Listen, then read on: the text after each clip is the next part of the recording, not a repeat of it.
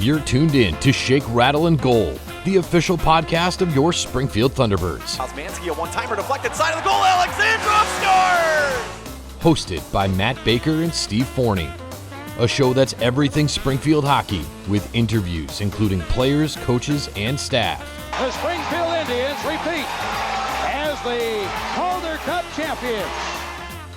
Listen to this podcast on all major streaming platforms and wherever you download podcasts. In his first year at the helm, Kevin McDonald and Drew Bannister have the Teamers in the Calder Cup Finals. Watch the podcast on the official Shake, Rattle, and Goal YouTube page at SRG Podcast. And now, here are your hosts, Matt Baker and Steve Forney. And this episode, number 23 of the Shake, Rattle, and Goal podcast is proudly brought to you by our friends at White Lion Brewing in Amherst and in Tower Square in downtown Springfield, your go-to pregame spot for Thunderbirds games. And now also by our friends at YOLO Healthcare Consulting, bridging the gap for those traversing the healthcare landscape. Alongside Matt Baker, as always, I'm Steve Forney. Matt, how are you, pal? Good to see you after this Super Bowl Monday we're recording. Oof. So, yeah, this is a tough time. This is close to my bedtime after the Super Bowl. So long day of school tomorrow. We're fortunate enough to, again, we're recording this Monday night, so we've got a snow day tomorrow. So hopefully. Yes. Everybody else, if you have a snow day, go outside and play in the snow. If you don't, if you have to go to work, make sure you're driving carefully because it does not look like a good commute. How are you guys, Steve? Are you guys kind of getting healthy over there in the Forney household or what? We're good. Everybody's up to their ears in antibiotics, which is good because we leave in Saturday for a trip. So yep. So we're rocking and rolling here, and we do want to let people know that I'm going to be out of town next week, but we do have some fun things in store for you guys. We're definitely not going to miss an episode. Yep. We got a couple of interviews that we're hoping to put together this week that will be all set for next week's episode. So yeah, we no days off, as they say. So we'll definitely have some content for you next week. If you're watching on YouTube, you'll notice I have this sweet new Thunderbirds hat that was not on sale at the store. These are the team issued ones, and I got to say a thank you to Joe Duzak. Nice. When they came out for the post game auction, I said, "Hey Joe, how do I get one of those sweet hats that the players get?" And he goes, "You want mine? I'm not going to wear it." I said, nice. I said, "Sure, I'll take it." So Joey Duzak gave me his hat, which is pretty sweet. So big thank you to him. And what is that? Is that tubing there on the brim? Is that it's looks like a conductor hat almost? It's just like cool. like a piece of string, almost like a shoelace. Yeah. But it does have the let's see if I can do it. It does have the 21 on the inside. There you go. Nice. Duzak's hat. So it's I'll leave that on there. But this is the new style. The kind of a hat nerd, but the rope in the front's kind of coming back. Big thing in like the late 80s. So yeah. As the hat nerd that I am, I'm pretty pumped to get my hands on this one. So big thank you to Joey. And I guess we'll start with what I thought again as we bring it up as dads and as people. What a successful game that was on Saturday, the Isotopes night. I guess just first from a fan perspective, what fun that was in a jam-packed house on Agawam night. I know we had a lot of our friends in attendance. It was a great night. It's a wonderful night, and we will get into the game, and what a wonderful game to get into. But you talk about all of the other stuff off of the ice, and we're, as dads, we get to listen to our kids sing "God Bless America." Shout out to the 12-year-old. Oh man, was it Aiden Bennett? Anthony Bennett, I think maybe. Oh man, what a wonderful job, young man, with that national anthem. Did a fantastic job. But even my elementary school, my students were holding the flag, both the American flag and the Thunderbirds flag there pregame, and so many emotions go through that. Like my own son is on cloud 9. He comes up from singing on ice. My other son was sick, so he didn't sing. But, the memories that are made, and I can't tell you how many of my students today came in to school famous. And I'm not like, I joke with them and I love it. But, for 5 minutes of the game, they felt like the stars. They were, you know what I'm saying? So sure. Job well done by by the front office staff. I know there's a lot of behind the scenes production work that goes on weeks like this. And when you're having a sellout crowd, nobody will complain about it, right? But just, all the memories made and the confidence built of even just speak. I don't know how your kids feel, but like, Dad, I wasn't as nervous as I was last year because I knew I could do it, right? And don't underestimate how far that goes as a dad. That's nothing. I can't do anything more to try to instill confidence in my kids to do what you want and do what makes you happy and do what, it's okay to do things that are a bit scary if, you overcome that. And these kids are able to do it and they feel famous and they know that 6,000 fans are staring at them and cheering at them. It's just a wonderful thing all around. And even before the game starts, I'm like, win, check that in the box. Just like we talked about before with the kids take over. Sure, we want our team to win, but before the game starts, I'm like, this is a win. We won in the game of life. We won today. So it's just a wonderful, wonderful pregame moment there all around. Yeah, and people still ask me how could you possibly leave the Bruins gig and come back to the AHL? And like that was example A. I mean, it's one thing that, Luka was on the ice singing the anthem. My daughter birthday, right? Had her birthday shout out. And of course I send them an email with a picture and they put it up and they have it last and the whole crowd cheers when they saw her picture and had her, down in the booth with me pregame. And like, that's the stuff that like they'll remember. Like they'll just always remember that. And, they'll also remember when Daddy's not around because he's in Boston, and I'd much rather them remember us doing this together as a family. And that means so much to me. And I've said it all the time, and I'm over the moon with the staff and what they do for not all families, but my family. They just treat like royalty whenever they're in the building. And Boomer is, as soon as he sees my kids, he's running up there and giving them hugs and taking pictures. And man, that's the stuff that just, it goes so far when you have, 6-year-old, 7-year-old, 8-year-old, 4-year-old kids. It means so much. So I'm really grateful for the whole group over there. Yeah. And it's amazing as we're doing this, Steve. And today we have another fan for our fan feature that we're going to talk to. But like we talk to so many fans and we see how invested they are and their love and enjoyment for this team. And I can't help but think that, like, yeah, my children will have that too. And just because we're around it and they see how they're treated and they see how they're respected by the players and by the staff. And now I have ticket reps that when they see my kids, they say hi to my kids. And it's just, they take family the time. Yeah. And it's a people business and there are good people in this business. Mm-hmm. So, as often as we do, and as I will continue to do it as often as I can, shout out to front office staff and the production team and the creative team with the Isotopes jerseys and just everything that this team does for the community I'm happy to be a part of it. So, yeah. And on that, I mentioned last week, I wasn't so sure how I thought the jerseys would translate to the ice. And I know some people were saying if you were sitting up high, you wish you brought sunglasses because they were bright. But at ice level where I was, I thought that they absolutely popped. I was pleasantly surprised because like I said, I was a little unsure of how it would look, but I thought they were absolutely popped when they were on the ice. What was your take on it from where you were sitting? I think I gave him a B+, just like, when on the reveal and everything like that. I love the logo. I thought it was very, very bright green, gave me Seattle Seahawk vibes. But on the ice, it did look really sharp with the navy blue pants and the green socks. Big bright numbers, yeah. Yes, and it did pop on the ice. I thought it looked good, and I don't know, like you could just tell the boys were flying. And I don't know if it amped them up. I don't know if jerseys have that sort of added juice to a game. I have no idea. Well, I mean, it amps the crowd up. But at the post game auction, there was at least 3 or 4 players that said to me, "This is the sweetest jersey I've ever played in." Oh, that's cool. Like the players loved those jerseys.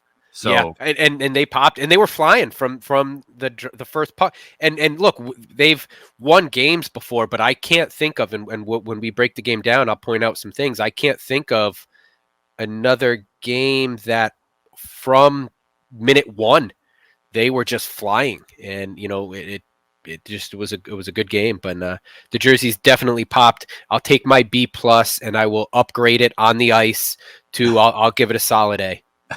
Perfect. Give it a solid A. Teacher grading on a scale. That's how we do That's it. That's how I roll. Yep. So so the again, these are the nights that guys like Nate Costa are really.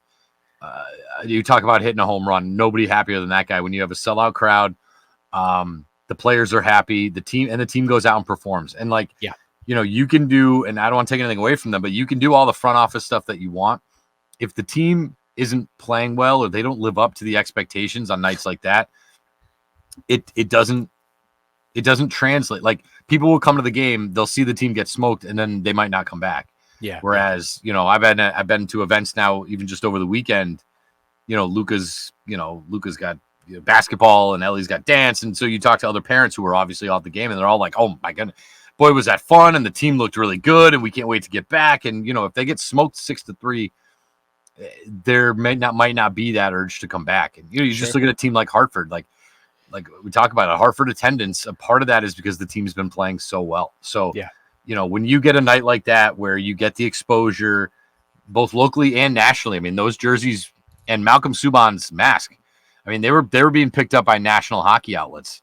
And so you get that kind of exposure, and then you come through with a big win. That's just an absolute home run for the team. So it was also AHL's free game of the week. Yeah, free game of the week. Yep. So every week they pick a game, offer it up for the fans, and they were the free game of the week. So there were a lot of eyes on these Isotopes, the Springfield Isotopes, and they did not disappoint for sure. And as you said, still undefeated. That's it. Still undefeated in those jerseys. I don't know what it is, but those Isotopes, keep them coming. So a much needed win for them as well, especially as they now head on the road out to Charlotte. And I guess, we talked about a little bit, but let's break down the game a little bit, Matt. Some of your first impressions of the game against, again, the best team in the league. You're playing the best team in the league, and you the best goalie in the league, and you popped in five on them. Right? One was empty netter, right? So I mean, look, I love it when we're right, and hey, look, I'll point out when we're wrong. I will highlight when we are correct, and we kind of call this. Look, they have played Hershey extremely well all year, and we talked about this in last week's episode. Half jokingly, but it came to fruition, right? Like, hey, is this All-Star game, is it going to wreck anybody? What happens? And sure enough, it kind of wrecked Clay Stevenson a little bit. This is a guy who leads the league in shutouts. I think he gives up 2 goals a game. Like, his goals against average is 1.9 something. Yeah. 9. So, and we get 5 on him. I have not looked at every single game he's been in, but I would guess that is, if not the highest, goals against, it's right up there, top 2 of the year. So we get 5 on Clay Stevenson.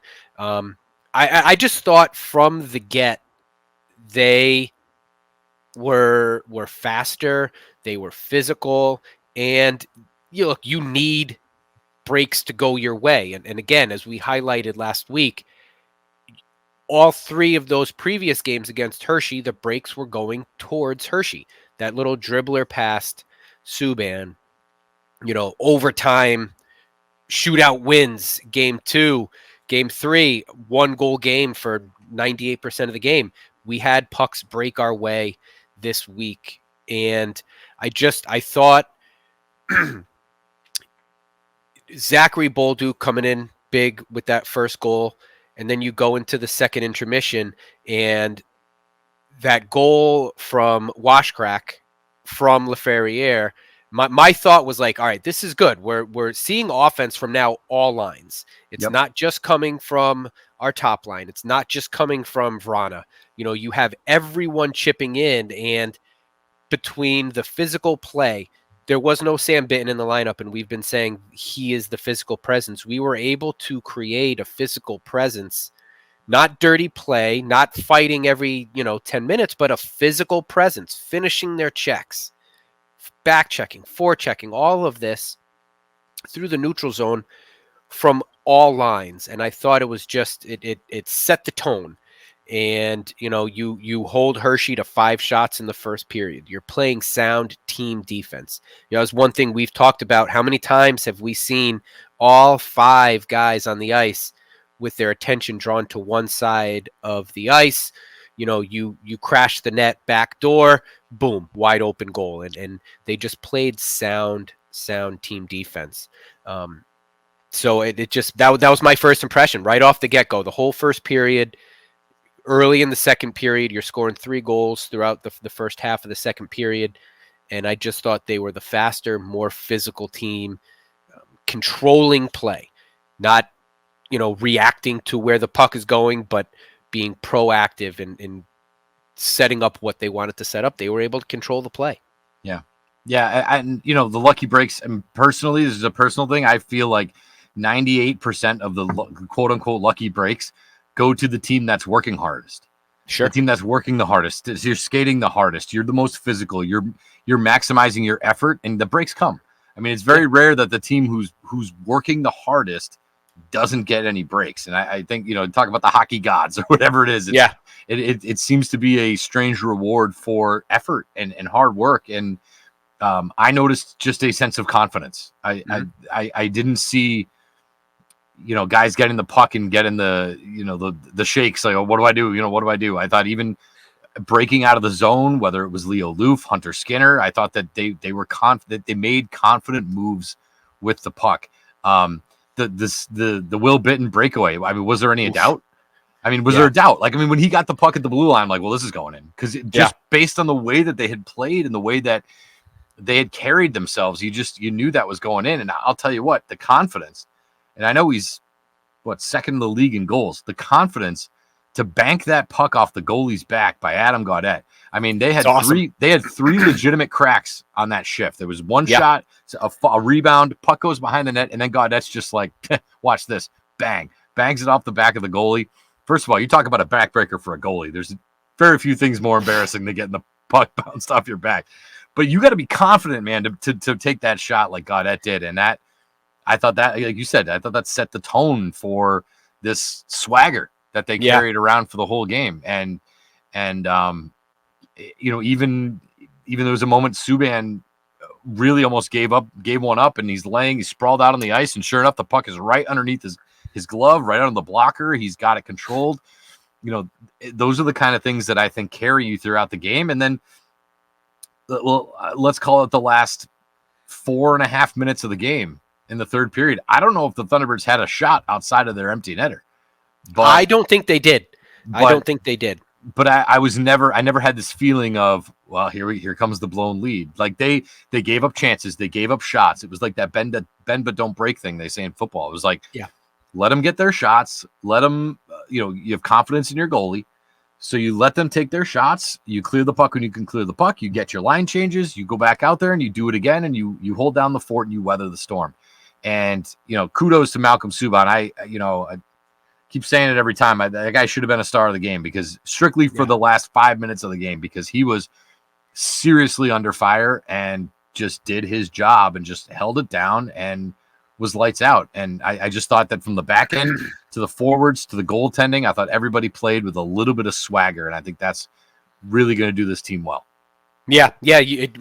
Right on there. I think, other than that sprawling save that Subban made on his back, which I think was helped by it. He had it, quick whistle, and then the puck squirted out after the whistle. Other than that, there wasn't, I think you're right, there wasn't too many, I don't know if you want to call them like high stress saves needed to be made. I mean, he was getting peppered. Yeah, high danger. They call them high danger chances. Yeah, right. He was getting peppered. 18 shots in the third period, and I think most of them came within the last 10 minutes of the game. But he was in good position to make the saves. The defense was taking away, you had your shooting lane, but Subban was there taking that, eating up the net. And so, they weren't those high danger shots. And, to go back to that Gaudette goal, I remember Saturday morning I was watching SportsCenter, and they were showing highlights of this goal Connor McDavid had made. Very similar. He's below the red line, and he ends up shooting it off of the goalie's mask from behind the red line, underneath the red line, and it ends up going in. And I'm not kidding you. My thought was like, man, I would love to see a goal like that in the AHL. But, few and far between. And then sure enough, here's Gaudette. Beauty. Also, let's acknowledge Hugh McGing with his 100th point as a Thunderbird. So congratulations to Money McGing there. Will Bitten's breakaway. It was a good all around. Offense came from all over the place. Again, all different lines were productive. And I think when you're scoring 6 goals and only one of them kind of comes from your quote unquote top line guy, that's a good sign. So yeah, by my count, 10 guys with points. Yeah. I mean, he scored 6 goals, 10 guys with points. So, Duzak had 2 assists. Gaudette had 1 and 1. Other than that, I think it was very well balanced. I'd love to see Hunter Skinner continue to contribute offensively. I mean, I think he's been labeled as more of a defensive guy, but it was great to see him. Really, this is 3 games in a row now he's contributing. You talk about things that get teams up and energy and things that don't show up on the stat sheet and things that, the nerds who are running, algorithms as to what you're supposed to do and not do in sports, which I think is ruining the game. How about Zach Dean, who took a puck right to the cheek? Yep. That looked like it hurt. And he comes out, goes right down the tunnel. He comes right back in the third period like it never happened, and playing with this big gash on his face. And the post-game auction, it was like a puck-sized bruise with a red blood line underneath it. He looked like a half moon, like a quarter moon. You know what I mean? It had the. You know what that reminds me of? You know the movie The Sandlot, when the kid takes the baseball right in the eyeball, and he's got a baseball-sized bruise on his black eye. Yep. It was like that. But yeah, I mean, hockey players are tough. And as a teammate, you got to look at that, especially from D20, 21 years old. I mean, you see that stuff and you're like, all right, like that's sweet. Like that's the kind of thing that I think can help motivate teams and players. And boy, you gotta, if I'm Hershey, do you want if it comes down to it and you're the number 1 seed, do you want any part of Springfield in the first round? I mean, I know it's early, but it's, I don't know if there's a team that's played Hershey just based on the record. We haven't watched a lot of it. I don't know if there's a team that's played Hershey as hard. We talk about the same thing with Bridgeport and Springfield. I don't know if there's a team that's played, I'm just guessing, that's played Hershey as hard and well as Springfield has. Well, I'm not a math guy, so bear with me for doing this live on the scene here. In the first 3 games, -1, -2, -5, +3. In 4 games with the best team in the league, and trending potentially towards, historic AHL run, in 4 games, the Thunderbirds are -2. And I don't know. I mean, look, let's not get ahead of ourselves. They're -2. They're 1-3 against the Bears. So by no means is that like, yeah, we're dominating them all game. But I think to your point, that's a dangerous matchup. Yeah. That's a dangerous matchup. A 1-goal game is essentially, that's anybody lucky breaks. And I agree with you. I think that's who works harder. And in a playoff series, you're giving it everything you got. You're not taking a period off. You're not taking a shift off. So those 1-goal games can go either way. I think the season series between Springfield and Hershey has been fantastic to watch.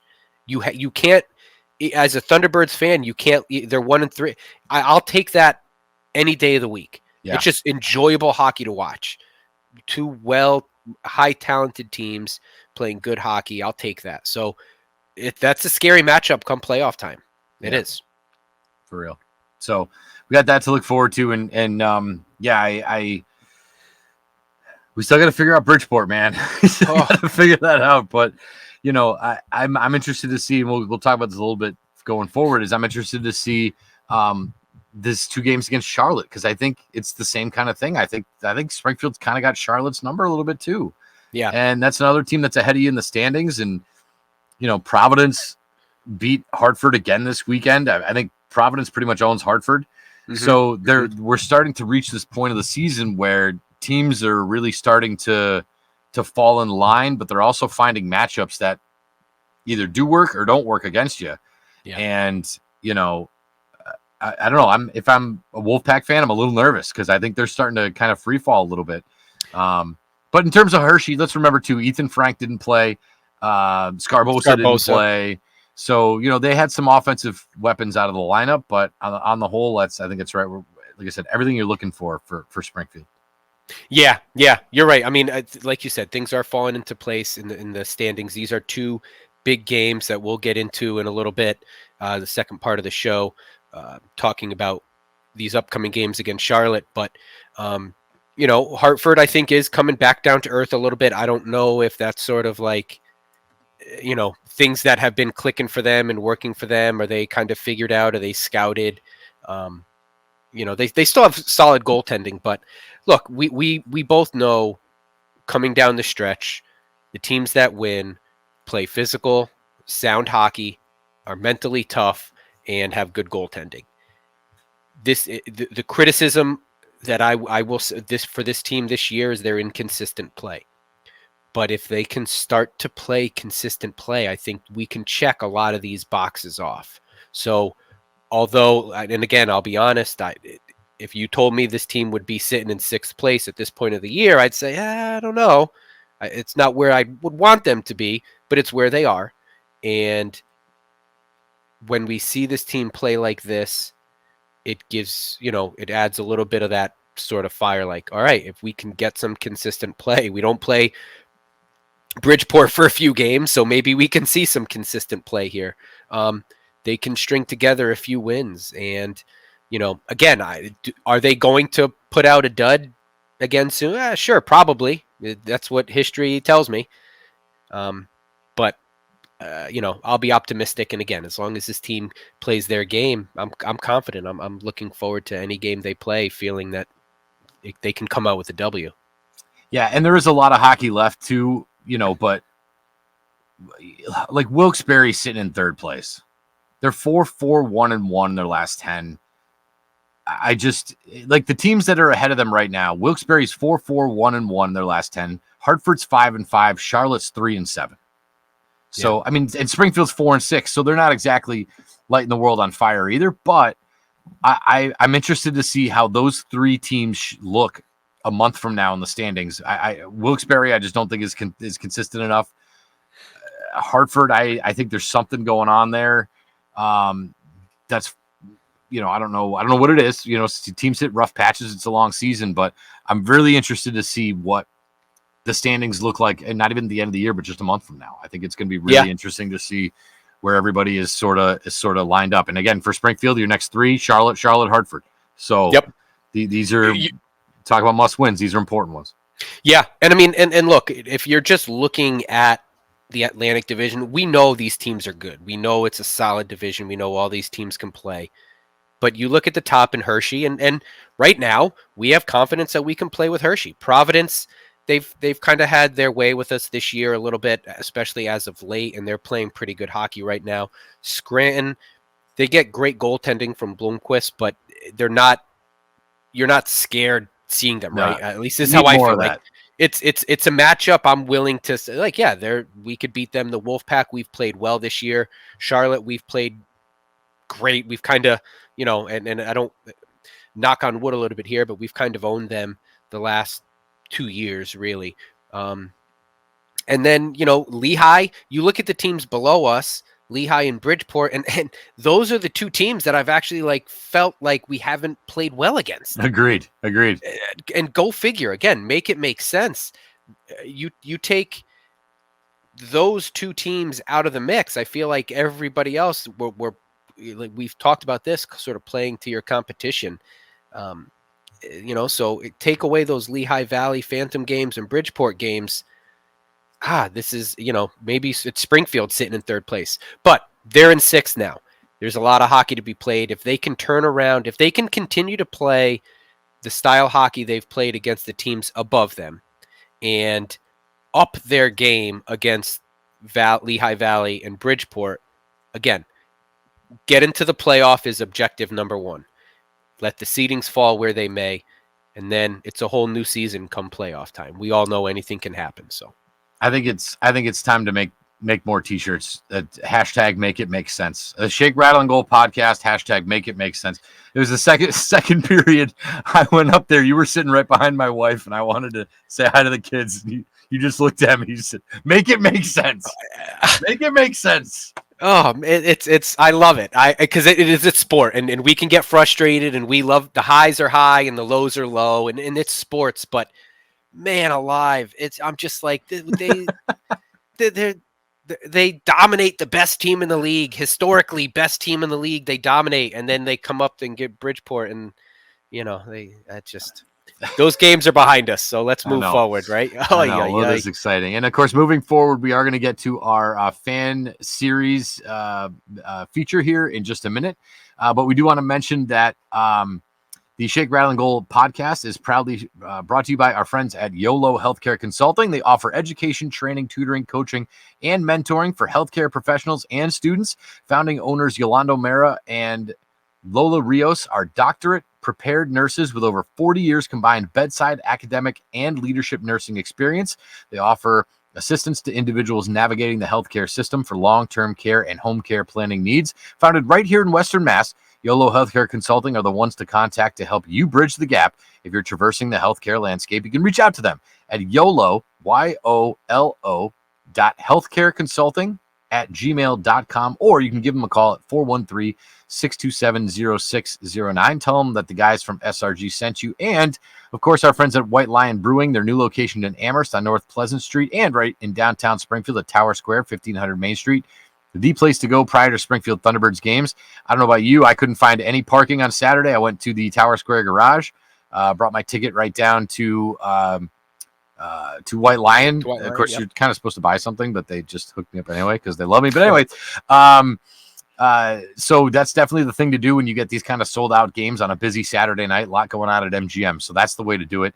You can show them your ticket and your Thunderbirds ticket, and they'll validate your parking for you. While you're there, grab some Boomer Nachos, Seuss Mac and Cheese, some Hall of Fame wings, along with any of the 20 plus beers they have. Don't forget, you can find your favorite White Lion beers in your local liquor store cooler. White Lion Brewing now in Amherst and in downtown Springfield. Proud local sponsor of the SRG podcast. Make sure you tell Ray Barry and the folks down there, the guys from SRG sent you. Real quick, the cans. I don't know if you saw the new Thunder Boom cans that they made specifically for the Isotopes night.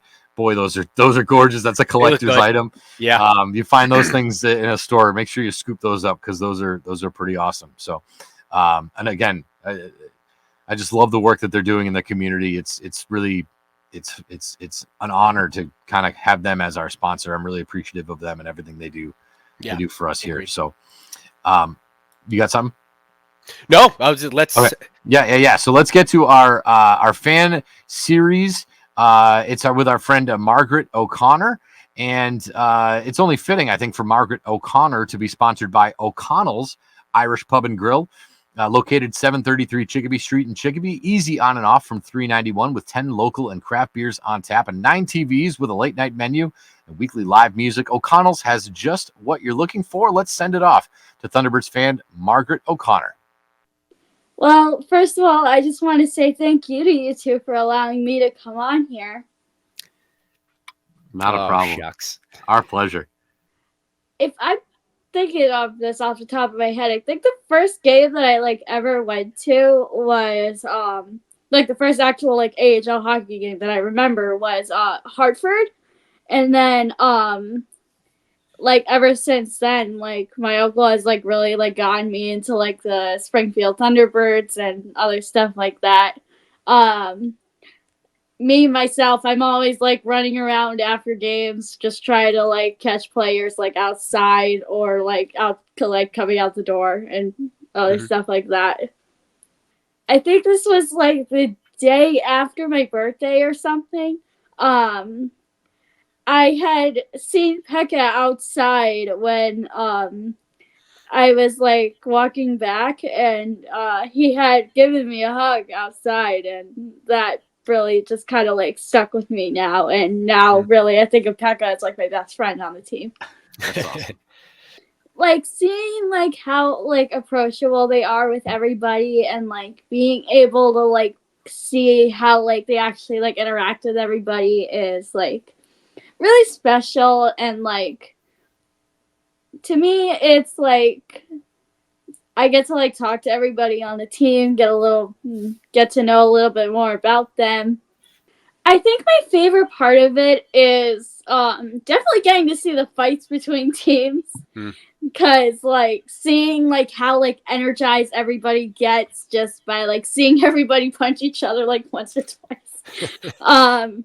That's like really enjoyable to me, and like getting to like definitely like see like all the players and like seeing like how much of like a smile they have on their faces when they're winning. But yeah, that's just like my favorite part of it really is like getting to like see like all of them and like getting to like actually like watch the game and other stuff like that. When Sammy had gotten into his fight, Anthony had actually sent me the video from it. And so like getting to like see like how he actually like has like a fighting spirit in him. And like pretty much like seeing like how he can actually like throw a punch. I think that's like really like cool and everything. Shireen, Rashad, Jared, and Katie, we all like sit with each other like in our section. So are these people are these friends that you were friends with prior to the Thunderbirds, or are these people that you've met through the Thunderbirds? For the Thunderbirds, yeah. I pretty much actually just met them like through my aunt and uncle. So like pretty much I just say they're family friends of ours.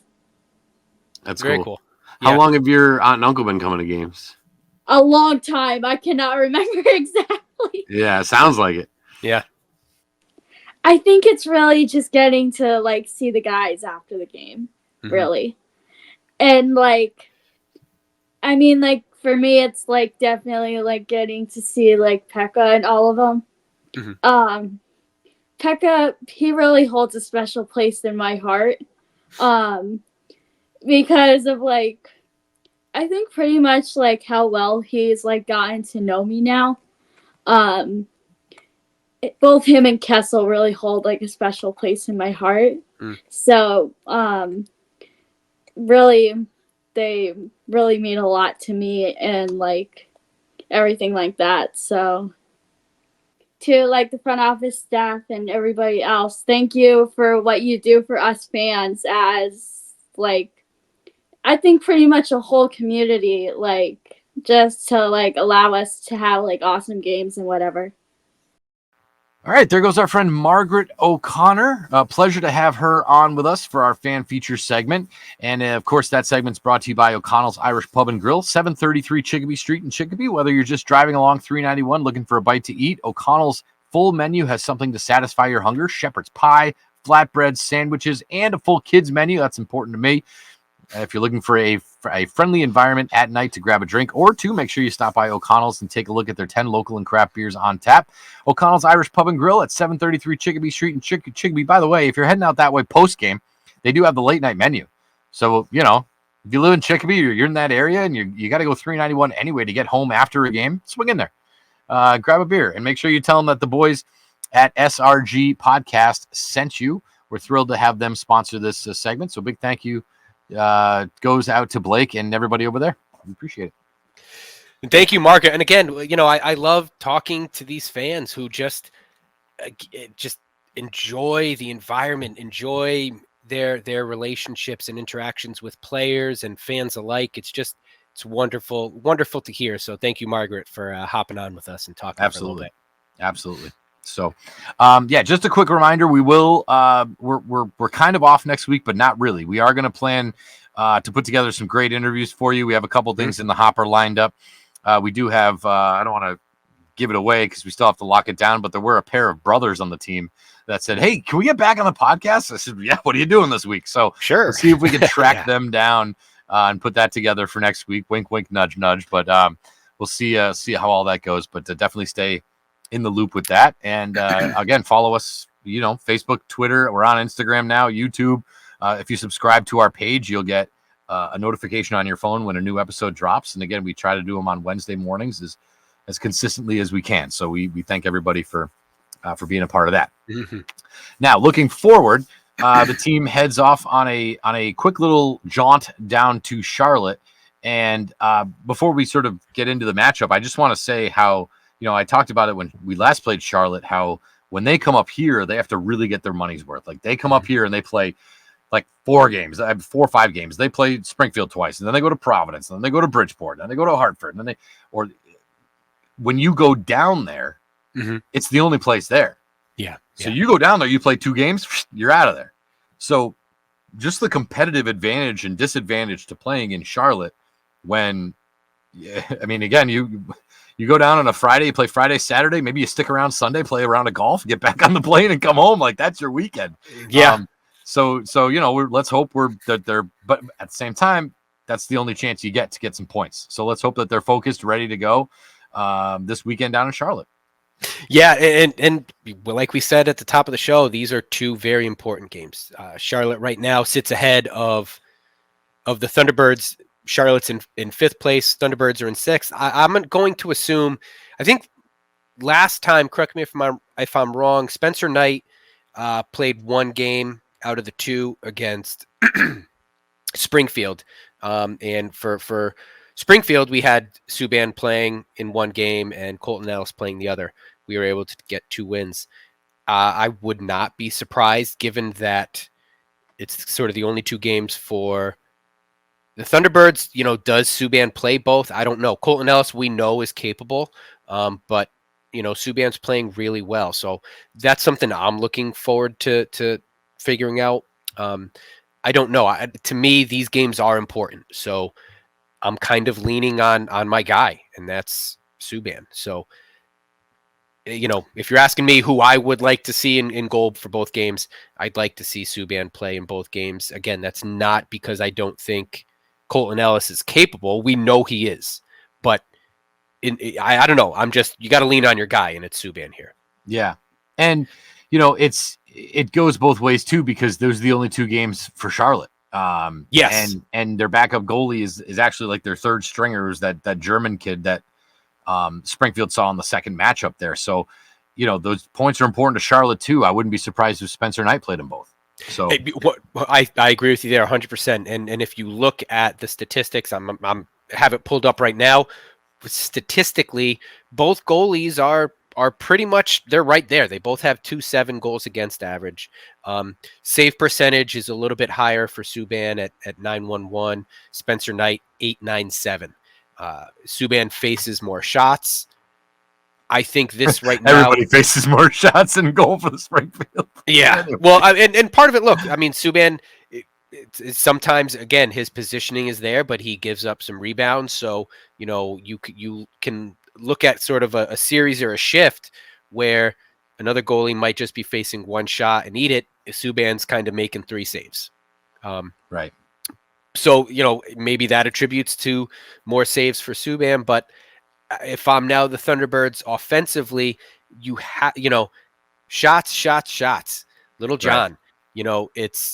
You've got to pepper Spencer Knight and make him stop it. I think he's a guy who, if you can keep it low and keep it on his pads, I think, that gives you opportunities if you're crashing the net, if you're playing. That's another thing, actually, I wanted to highlight real quick, going back to the Isotopes. Can we please get that Will Bitt and Hugh McGing? They're electric rods of energy, and you can feel it. You can feel it all over the Thunderdome. Yeah. So, I sprawl on the ground. I want to see, snow all over the jersey when you're getting up. Put the rebounds on Spencer Knight and see if you can crack a few.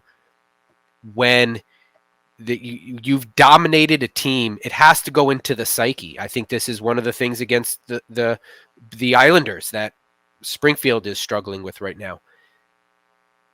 You go up 2-0. There has to be a sense of, and if you can keep that energy up, I'm not saying go up 2-0 and then give up a goal a minute later. You go up 2-0, I believe, and then you play solid hockey for a few shifts after that. You can't help but creep in like, all right, guys, here we go again. Right. So play confident and hit them early and often. Yeah. Because it's a fair matchup. It's a good matchup. I think they match up well. goaltending matches up well, and I agree with you. I would expect to see 2 number ones playing both of these games, because why not? They're important games. Yeah, and it's I imagine there'll be a bit of a playoff feel and a playoff atmosphere, and now's when you need to step up. You need to read that room. Like I say, you got to read the room and know what's and know what the other team's bringing to the table. And you're right, on Spencer Knight, I think he gives up a lot of rebounds too. Yeah, you shoot low, crash the net. Shoot low, crash the net. This isn't you're not facing Alexander Georgiev here. Like these guys will put the puck, they'll give it right back to you. So shoot low, crash the net, get down low. Whether you got to bank it in like Gaudette did, I think that net front presence is going to be huge in this matchup against Spencer Knight, and that's what I hope I see. I just one other thing real quick I wanted to mention. I don't think we've given Malcolm, at least here, maybe it's just me, I don't think we've given Malcolm Subban enough credit for embracing Springfield. Sure. You get guys that when they're on their third or fourth or fifth team, they're there and they care, right? And they support, they're part of the team and they have camaraderie and build it and yada, yada, yada. But maybe they don't necessarily embrace the city or the fans or the front office, or maybe they're just kind of like there, and they want to win, but they also want to get a paycheck. And, what city am I in this year? So between the fan interactions and the stories that I've heard about fans meeting Malcolm, the way he treats the front office staff, to me, the big thing was that Isotopes mask. Like when you're that bought in that you're like, I'm going to create a sick mask for this specialty event. Like that's when guys are bought into where they're playing. And again, I don't know what next year brings or anything else, but I would love to see Malcolm stick around for a couple seasons. And I'm sure he would too. Nothing worse than bouncing around from team to team to team. I'd love to see him for the next 2 or 3 years and just be the guy. And if it's with Zarenko or it's with, Ellis or, he's going to be the old guy, right? He's almost 30. The old guy that shows the young guys the ropes. And I would love to keep him here in Springfield long-term. And real quick, these are the weekends you need him, because these are the weekends where you have to say, Malcolm, we want you to play 2 games, go out there and get us 4 points. And I think that he'd embrace that. I 100%. I'll echo everything you said. And at least for me, I think we underappreciated, again, maybe I'm alone here, but how good Subban actually is. Everything you said about embracing the city and embracing this organization, I agree with you, is true. But let's not forget, again, Subban was 1 game away from taking the Americans to the Calder Cup finals last year. So we know he can get it done. We know he's a big-time goalie. I mean, he almost single-handedly kept the Americans in it against Hershey last year. So we know he can play. Those big moments are not too big for him. He knows how to play. He knows how to carry himself as a professional. So I agree with you there, everything you said. Yeah. So we're looking forward to that. And then that's it. Then the quick jaunt down there and the boys come home. And then they take on the Wolfpack back at the Thunderdome. So that game is the game that I'm flying home, and I plan on being there. Good luck. Yeah, so let's hope for some smooth travels, no layovers. Let's just get from Florida back up so that Stevie can get back behind the mic, because I don't want the team to be scrambling, but it'll be a bit of a long day. But that's all right. We'll bring the energy, and we have to, because again, a couple big points against Hartford. So we'll see what they look like over the weekend. But we know what to expect when you play Hartford, and it's going to be physical. It's going to be a good matchup. Both teams are going to bring it. So I would expect. Now these are 3 very good teams, or 3 very good games. These next 3, and do I want them to go 3-0? Yes, 6 points is huge, is needed, but if we come away after these next 3 and you got 4, I'll take that. But I think you have to go 2-1 here. You need 4 points at least. Give me 5. That would be great. By the way, I just looked it up, and this is actually kind of unusual. Hartford plays Friday, Saturday, Sunday, so they have a 3-3 this coming weekend when the Springfield's in Charlotte. Then they play Wednesday, Thursday, Friday.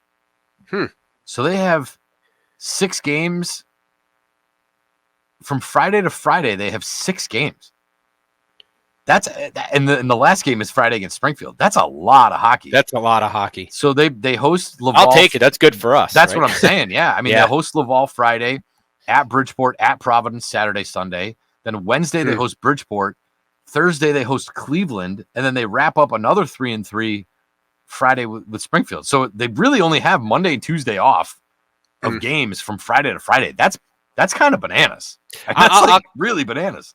That's awful scheduling. Like that's rough. That's tough on guys. And when you look at the standings, everybody's around 47, 48, 46 games played, except Hartford, who's at 43.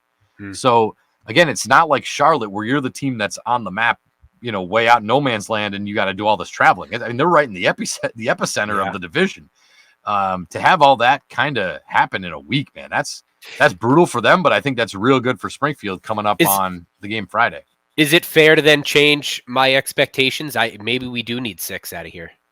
I think so. Because now I'm just, again, you got to play the games on the ice, and boys, you got to bring it. But now my mindset is that's a throwaway game for Hartford on that Friday, right? That's just like, hey boys, let's not get hurt and let's go back and let's rest and come. Like that's a throwaway game for Hartford away Friday night. So that's got to be a win. And and you got to win 2 against Charlotte. So I'll take that back. I think anything, to be fair, anything less than kind of 5 points here, I'm kind of like, we're leaving points on the table here.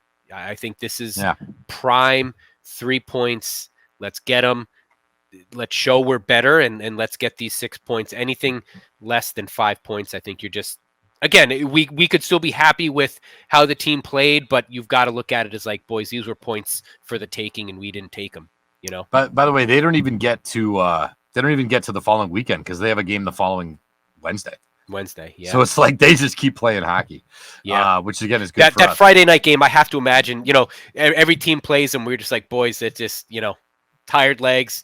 Let's not get hurt. Let's play smart, safe hockey. Do the best we can. But that's a throwaway game if you're Hartford, in my opinion. And that's tough. I mean, I'm not saying that Hartford's gonna not show up and sort of like forfeit the game. That's not where I'm going with that. But that's a tough ask. Yeah, you know what I mean. So very much. Let's T-Birds. We got to get 5 points here this week. So no, I agree. And just so fans are wondering, Saturday's game and Sunday's game against Charlotte, both 4:00 games. So I know that's not a usual sort of time that they play at, but Saturday and Sunday, and that'd be nice. Saturday. A little 4:00 hockey on our Saturday would be great. So I'll probably be watching that on my phone from Disney World. So there's that. So again, this has been a good time. This has been another great episode. I think we got a lot of things here to look forward to. I think this end of the season, I think, is going to be a lot of fun to cover, especially here on the podcast. We wanted to thank one more time our friends at White Lion Brewing in Tower Square in downtown Springfield and their new location in Amherst, and our friends at YOLO Healthcare Consulting, bridging the gap for those traversing the healthcare landscape. I'm not sure about you, Matt. I don't know if you have any final words. I wanted to mention one thing I'm going to be keeping an eye on right now. We've got St. Louis Blues playing good hockey. They're sitting in 8th place, so they're going to be making their playoff push. So it'll be interesting to see how the roster shakes up right now. Callie Rosen, congratulations to him. He's up. It looks like Jake Neighbors had a Gordie Howe hat trick. Goal assist in a fight. Love that. And Joel Holfers, he played great in goal that game. So, it's fun to watch the Blues when I can and see what the boys, the old Springfield Thunderbirds, are doing. But they're also dealing with some injuries as well. So I am cautiously paying attention to the rosters and seeing who gets called up or who can get sent back down soon. But congratulations to Callie Rosen for getting the call up, and hopefully he plays well. And we got to be careful of the trade deadline too. Trade deadline for the NHL always makes me nervous as an AHL fan. That's when you look at your young prospects and say, let's hope we can hang on to these guys, because you just never know. So thank you to Margaret O'Connor for our fan feature. Thank you to I want to thank Pam Arment for I don't know if you could see it over my shoulder, our SRG tapestry. So sorry, Pam, I didn't get a chance to hang mine. I apologize. It's going up, I swear. It's just I hadn't had a chance. So we appreciate that, and all the likes and clicks and feedback on social media. Fans, thank you for talking to us and communicating with us. We wouldn't be here without you guys. So thank you, everybody. And as always, big week coming up. Let's go, T-Birds.